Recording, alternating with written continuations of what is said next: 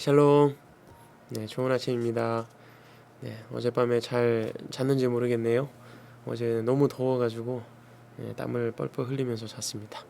몸이 더 개운한 것 같아요. 오늘 8월 5일 수요일입니다. 오늘 사사기 16장 말씀 함께 볼게요. 삼손이 가사에 가서 창녀를 하나 만나 그의 집으로 들어갔다. 삼손이 거기에 왔다는 말을 들은 가사 사람들은 그곳을 에워싸고 밤새도록 성문에 숨어 그를 기다렸다. 동이 틀 때를 기다렸다가 그를 죽이려고 생각한 그들은 밤새 가만히 있었다. 그러나 삼손은 밤늦도록 누워있다가 밤중에 일어나서 성 문짝을 양쪽 기둥과 빗장째 뽑았다. 그는 그것을 어깨에 메고 헤브론 맞은편 산꼭대기에 올라가 거기에다 버렸다. 그 뒤에 삼손은 소래 골짜기에 사는 어떤 여자를 사랑하게 되었는데 그의 이름은 들릴라였다. 블레셋 사람의 통치자들이 그 여자를 찾아와서 말하였다.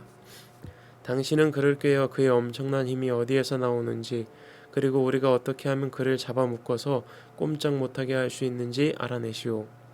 그러면 우리가 각각 당신에게 은 1,100세겔씩 주겠소. 그래서 들릴라가 삼손에게 물었다. 당신의 그 엄청난 힘은 어디서 나오는지요? 어떻게 하면 당신을 묶어 꼼짝 못하게 할 수 있는지 말해주세요. 삼손이 그에게 말해주었다. 마르지 않은 푸른 칡 7매끼로 나를 묶으면 내가 힘이 빠져서 여느 사람처럼 되지. 그리하여 블레셋 사람의 통치자들이 마르지 않은 푸른 칡 7매끼를 그 여자에게 가져다 주었고 그 여자는 그것으로 삼손을 묶었다. 미리 옆방에 사람들을 숨겨놓고 있다가 그에게 삼손 블레셋 사람들이 당신에게 들이닥쳤어요 하고 소리쳤다. 그러자 삼손은 그 밧줄을 불에 탄 사물하기를 끈듯이 끊어버렸다. 그의 힘의 비밀은 여전히 알려지지 않았다. 그러자 들릴라가 삼손에게 말하였다. 이것 봐요. 당신은 나를 놀렸어요. 거짓말까지 했어요. 무엇으로 당신을 묶어야 꼼짝 못하는지 말해주세요. 삼손이 그에게 말하였다. 한 번도 쓰지 않은 새 밧줄로 나를 꽁꽁 묶으면 내가 힘이 빠져서 여느 사람처럼 되지.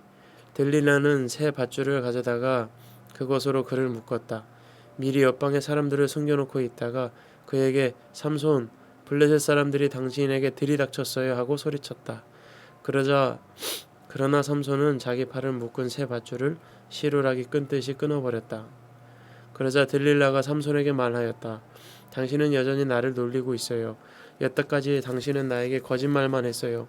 무엇으로 당신을 묶어야 꼼짝 못하게 하는지 말해주세요.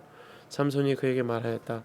내 머리카락 7가닥을 배틀 날실에 섞어서 짜면 되지. 그 여자는 그것을 말뚝에 꽉 잡아매고 그에게 삼손, 블레셋 사람들이 당신에게 들이닥쳤어요 하고 소리쳤다. 그러자 삼손이 잠에서 깨어나 말뚝과 배틀과 천을 뽑아 올렸다. 들릴라가 그에게 또 말하였다. 당신은 마음을 내게 털어놓지도 않으면서 어떻게 나를 사랑한다고 말할 수가 있어요. 이렇게 3번씩이나 당신은 나를 놀렸고 그 엄청난 힘이 어디서 나오는지 아직 나에게 말해주지 않았어요. 들릴라가 같은 말로 날마다 끈질기게 졸라대니까 삼손은 마음이 괴로워서 죽을 지경이 되었다. 하는 수 없이 삼손은 그에게 속마음을 다 털어놓으면서 말하였다. 나의 머리는 면도칼을 대어본 적이 없는데 이것은 내가 모태에서부터 하나님께 바쳐진 나실 사람이기 때문이요. 내 머리털을 깎으면 나는 힘을 잃고 약해져서 여느 사람처럼 될 것이요. 들릴라는 삼손이 자기에게 속마음을 다 털어놓은 것을 보고 사람을 보내어 블레셋 사람의 통치자들에게 전하였다. 한 번만 더 올라오십시오. 삼손이 나에게 속마음을 다 털어놓았습니다. 그러자 블레셋 사람들의 통치자들이 약속한 돈을 가지고 그 여자에게 올라왔다. 들릴라는 삼손을 자기 무릎에서 잠들게 한 뒤에 사람을 불러 7가닥으로 따온 그의 머리털을 깎게 하였다. 그런 다음에 그를 괴롭혀 보았으나 그의 엄청난 힘은 이미 그에게서 사라졌다. 그때에 들릴라가 삼손, 블레셋 사람들이 들이닥쳤어요 하고 소리쳤다. 삼손은 잠에서 깨어나 내가 이번에도 지난번처럼 뛰쳐나가서 힘을 떨쳐야지 하고 생각하였으나 주님께서 이미 자기를 떠나신 것을 미처 깨닫지 못하였다. 블레셋 사람들은 그를 사로잡아 그의 2눈을 뽑고 가사로 끌고 내려갔다. 그들은 삼손을 노사슬로 묶고 감옥에서 연자맷돌을 돌리게 하였다. 그러나 깎였던 그의 머리털이 다시 자라기 시작하였다. 블레셋 사람의 통치자들이 그들의 신 다곤에게 큰 제사를 바치려고 함께 모여 즐거워하며 떠들었다. 우리의 원수 삼손을 우리의 신이 우리의 손에 넘겨주셨다. 백성도 그를 보고 그들의 신을 찬양하며 소리쳤다. 우리 땅을 망쳐놓은 원수, 우리 백성을 많이 죽인 원수를 우리의 신이 우리 손에 넘겨주셨다. 그들은 마음이 흐뭇하여 삼손을 그곳으로 불러다가 자기들 앞에서 제주를 부리게 하라고 외쳤다. 사람들이 삼손을 감옥에서 끌어내었고 삼손은 그들이 보는 앞에서 제주를 부리게 되었다. 그들은 삼손을 기둥 사이에 세워두었다. 그러자 삼손은 자기 손을 붙들어주는 소년에게 이 신전을 버티고 있는 기둥을 만질 수 있는 곳에 나를 데려다오. 기둥에 좀 기대고 싶다 하고 부탁하였다. 그때 그 신전에는 남자와 여자로 가득 차 있었는데 블레셋 사람의 통치자들도 모두 거기에 있었다. 옥상에도 3,000명쯤 되는 남녀가 삼손이 제주 부리는 것을 구경하려고 모여 있었다. 그때에 삼손이 주님께 부르짖으며 간구하였다. 주 하나님, 나를 기억하여 주시기를 간절히 바랍니다. 하나님, 이번 한 번만 힘을 주시기를 간절히 바랍니다. 나의 두 눈을 뽑은 블레셋 사람들에게 단번에 원수를 갚게 하여 주십시오.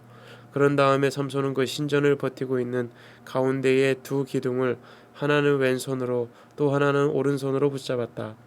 그리고 그가 블레셋 사람들과 함께 죽게 하여 주십시오 하고 외치며 있는 힘을 다하여 기둥을 밀어내니 그 신전이 무너져 내려 통치자들과 모든 백성이 돌더미에 깔렸다.